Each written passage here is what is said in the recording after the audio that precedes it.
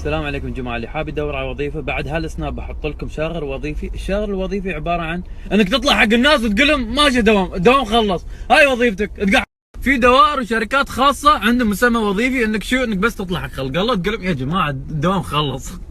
ابوي بلاك يا اخي، شو السالفة؟ شو الدوام خلص؟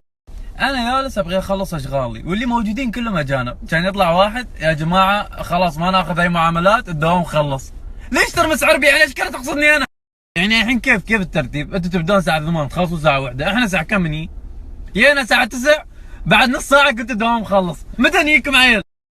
بس فالح اخوي خذيت توكن بس، الحين انت الحين طار عمرك على كلمة توكن، معلمينك توكن تبى تقزرها علي هنا، شربك توكن بس عشان ما يداوم يطلب منك اوراق عمرك ما سمعت فيها، جايب صورة جوازك هي، الجنسية هي، شت هذا عندك كل شيء، زين عندك كتاب علوم صفور ثانوي، والله ايش زين ما شاء الله. لا اوراقك زينه.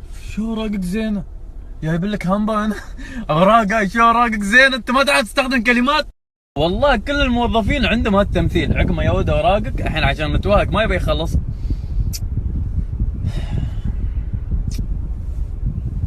تجلس على اعصابك. اخوي في شيء؟ موزن يخرني يوم يسقر واحد، يخرني يوم يسقر واحد ولا وحده، والله كل يعني ما يعرف ولا شيء في الدنيا. بس موزة احمد اذا الحين لو موزة واحد ماشي الحين شو نسوي؟ نتوهق وياك يعني؟ عاد الحين جت تونا هاي موزة اللي بتحل الموضوع. اخوي انت من مطرشنك هني؟ شو من مطرشنك؟ جاسوس انا؟ من مطرشنك هني؟ شو يعني؟ عاد الحين خلاص اتوهق. يا ولد هالورقة تدش عند المدير تفاهم وياه. انتوا ليش حاطينكم؟ انتوا ماوس مال الكمبيوتر؟ انتوا ليش كل شيء عند المدير؟ يلا عاد اللي يسمع المدير تدخل عليه المكتب حاط شاشة كمبيوتر من غير كيبورد. كيف يعني الحين؟ كيف وين تدق على الطاولة؟ شو تسوي؟ لا اخوي مو بعندي، بس تفضل سير عند الموظف.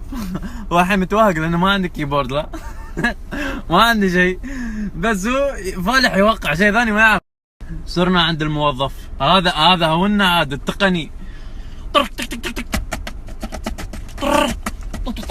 اوه بلاك.